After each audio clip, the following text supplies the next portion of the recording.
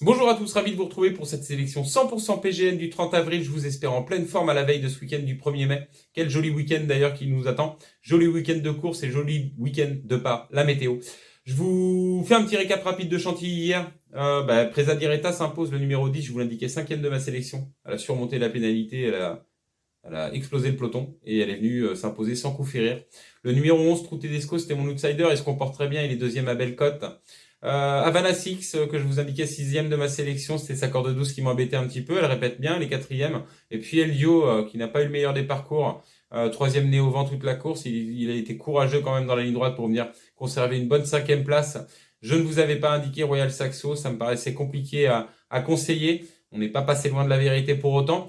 J'espère vous proposer une sélection qui sera plus en réussite dans le quintet de Longchamp de ce 30 avril. C'est le prix du Port-au-Foin. On est sur un quintet de 3 ans, difficile à déchiffrer. Je vais vous proposer donc ma sélection en 8 chevaux et on voit ça tout de suite. Le prix du Port-au-Foin, donc c'est l'épreuve support du quintet plus. Demain, 13h55, c'est le départ, c'est la première course. Elle est réservée aux poulains pouliches de 3 ans, moyenne piste 2000 mètres, bon terrain, ça va rouler demain du côté de Longchamp. Ils sont 16 engagés au départ de cette épreuve. Qui dit quintet de 3 ans, 10 épreuves très ouvertes, notion d'ordre complexe à déchiffrer. Je vous invite à orienter vos jeux en fonction de la difficulté de la course, 2 sur 4, multi, prenez des bases, mettez beaucoup d'associés, ça me paraît judicieux pour toucher demain dans cette épreuve. Il y aura, je pense, des surprises. Je vous propose donc ma sélection en 8 chevaux, base, chance régulière, outsider. Et elle s'affiche, une première base, le numéro 4, Best Secret. C'est la Kazakh Corbani, c'est l'entraînement de Stéphane Vattel. J'ai beaucoup aimé sa course de rentrée le 4 avril du côté de Saint-Cloud. Théo Bachelot lui a donné un très bon parcours. Il a musardé à l'arrière-garde. Il n'a fait que la ligne droite à la main de son jockey. C'est bien allongé. Et il est venu finir à 2 longueurs et demie de parachutiste, qui est un Francis-Henri Graffard en 47 de valeur aujourd'hui. Sur la foi de cette performance, s'il est monté sur sa course de rentrée et qu'il l'a bien absorbé avec cette corde 11, malgré d'ailleurs cette petite corde extérieure, je le vois moi bien figuré dans cette épreuve, se mêler à la lutte finale et pourquoi pas la gagner.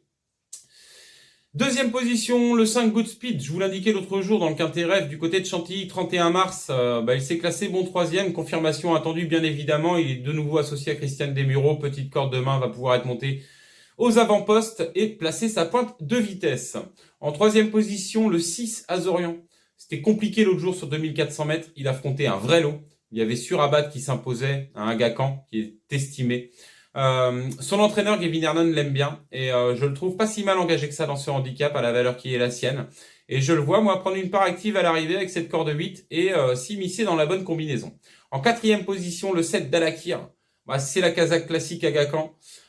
C'est l'entraînement de Francis-Henri Graffard, toujours redoutable dans ce type de tournoi, et la montre de Michael Barzalona. Ce qui m'embête un petit peu chez Dalakir, c'est que l'autre jour au Lyon d'Angers, je m'attendais à ce qu'il gagne plus facilement. Il a fini à une demi-longueur de Rosa Gallica. Rosa Gallica, c'est une Henri-François Devin qui est en 35 de valeur. Là, il est projeté en 38 dans ce handicap quintet. J'attends de voir ce que ça va donner, raison pour laquelle je le mets qu'en 4e position. En 5e position, là, c'est Norito. C'est l'entraînement Sogor, toujours redoutable, la montre de Christophe Soumillon. La seule chose qui m'embête, c'est cette corde 15. Mais on peut pas lui reprocher grand chose au regard de sa musique. Il fait très bien le gazon, il fait très bien la distance. On est obligé de le garder dans une sélection. En 6e position, le 8 végétal, pouliche de 3 ans, Kazakh Vertemer et frère. J'ai écouté l'interview de Maxime Guyon qui s'attend à la voir bien courir. Elle va découvrir le gazon et se retrouve face au mâle. J'attends de voir ce que ça donne, raison pour laquelle je ne l'ai pas mise plus haut dans ma sélection. Et puis je terminerai par 2 outsiders tout à fait valables. Le 3 Prado, c'est la ligne de Senorito d'ailleurs du côté de Toulouse l'autre jour. C'était pas si mal en retrait, il a bien fini son parcours.